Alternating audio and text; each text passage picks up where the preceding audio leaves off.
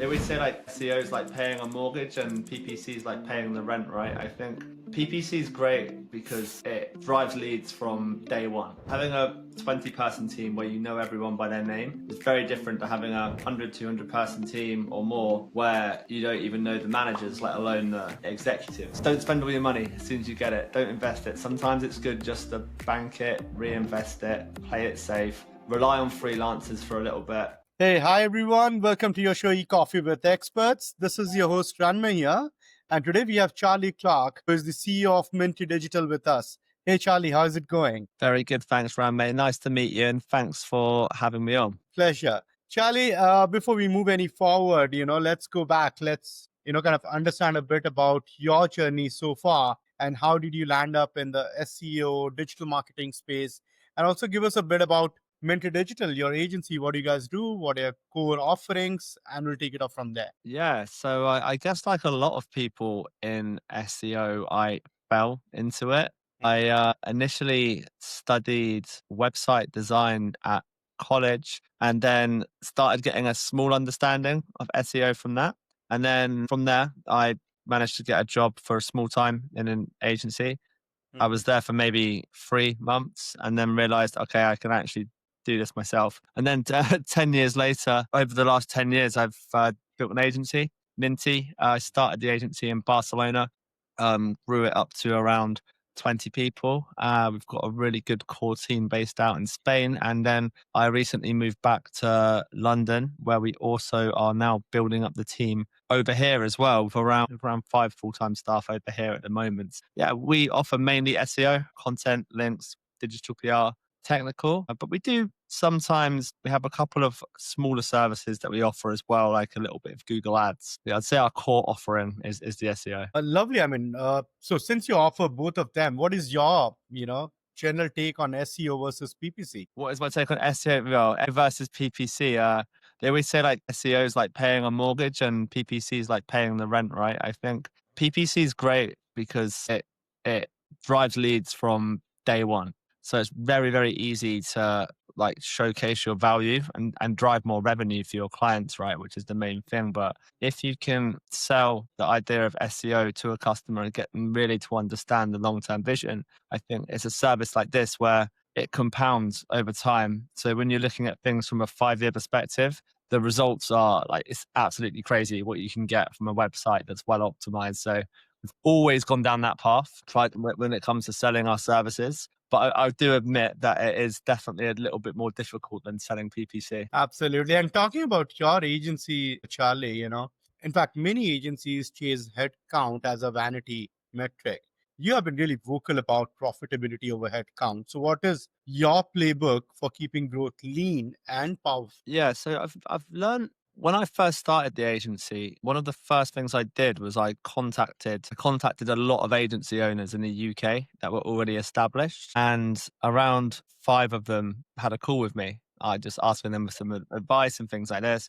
And one of the key things that I understood was that the larger you get, it's not necessarily bad if you can manage it, it's good, but there's complications, there's different layers. Like having a 20-person team where you know everyone by their name is very different to having a 100, 200-person team or more where you don't even know the managers, let alone the executives. So I think it was more of a personal decision for myself. Having the agency isn't my only business interest, although it is what I spend a lot of my time on.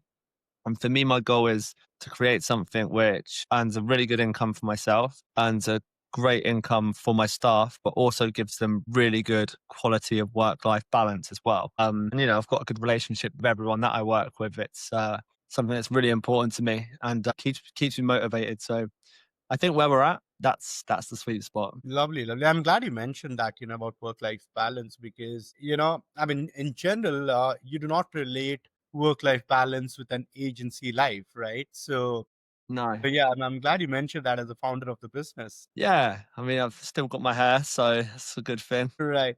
Lovely. And talking about niching down to scale up, how do you balance niching down with diversifying services, especially when now you offer SEO, you offer digital PR, you also are doing paid ads. So what is your take on that? Yeah, it's a tough one because I think again, if we're talking about scale, if you have an agency which has 100 people or 200 people or more, then I think it's much easier and much more authentic to be able to specialize in 10, even 20 different services. But the issue is, if you're a team of, let's say, five when you first start out, if you offer five different services, then you need five different employees with different skill sets, five sets of software. If someone goes off, it's a whole problem because the skill sets aren't transferable.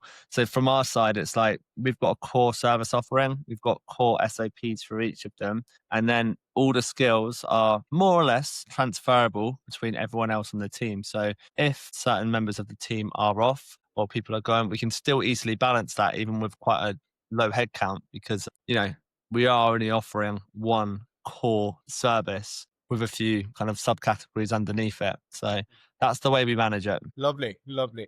And from a link building and PR perspective, like we were talking about it earlier, you have landed placements in the Forbes, CNN, Time Out. So beyond links, what strategic doors do those PR wins open for a client? Yeah, outside of being able to put these press badges on your website or marketing materials or social media, everyone likes to be featured in Forbes, so to speak. Outside of that authority, what we're seeing a lot more now is that these big brand mentions in these high quality media are influencing search results and even traditional search results nowadays as well. So for us, like the search game is all about building brand, all about building brand like equity. And that's, making sure your brand's featured all around the web, making sure that you're sending the right signals to AI search engines, and also making sure that on site experience for our customers is consistent as well. And talking about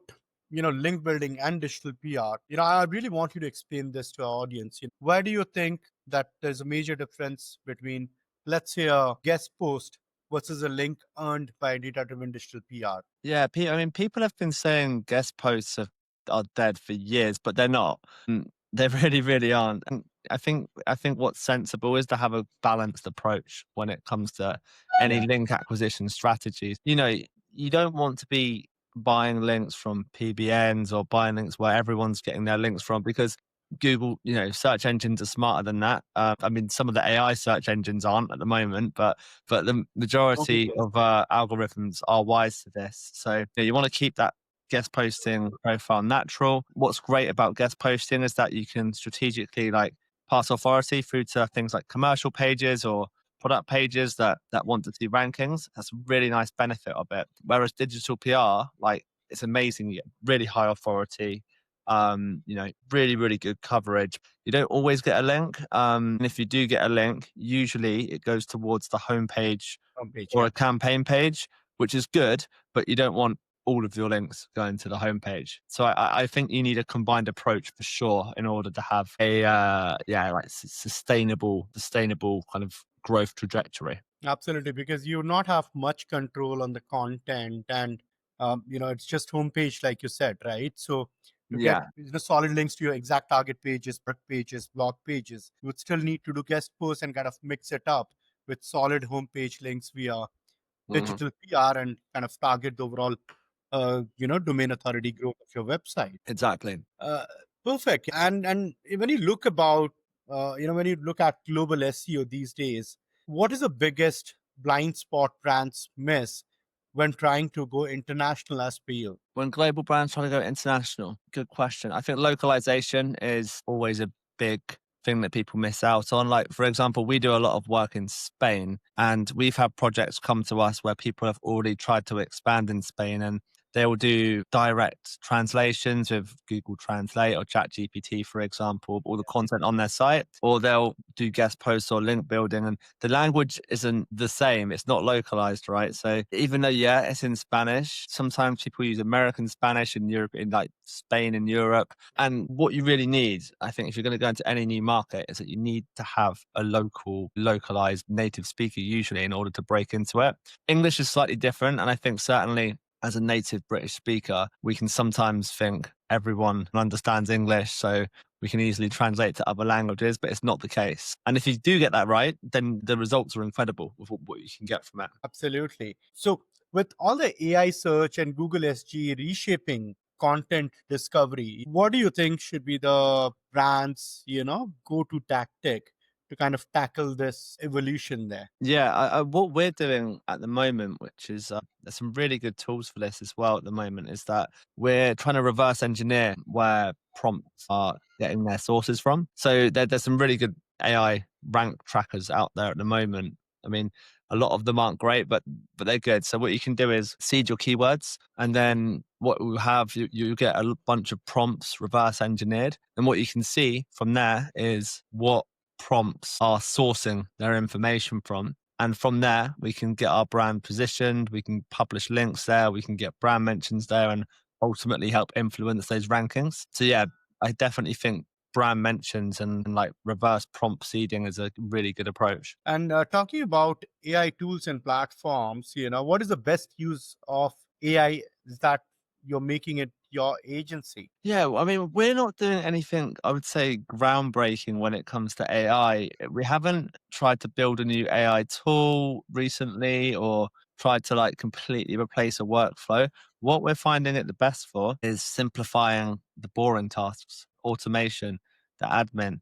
We're finding that like rather than trying to replace a whole service with AI, if we can save 5 hours there, 3 hours there, 2 hours there, that's where we're getting our biggest wins from. And it's also saving the team from a lot of the more like boring, repetitive jobs as well. So yeah, I'd say that should be most agencies or most companies' first port of call, right?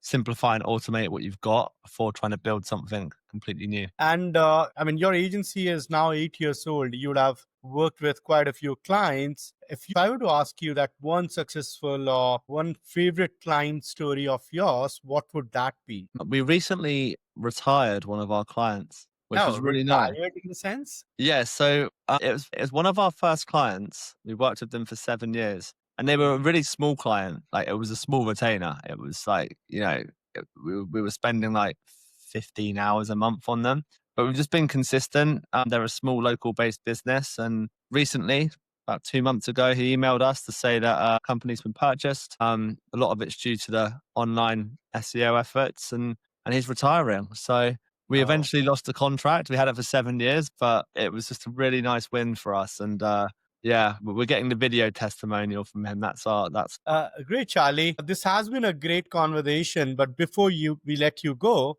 I would like to play a quick rapid fire round with you. I hope you're Ooh. okay with that. Yeah, sure, go for it. All right, your last Google search. Oh, coffee near me.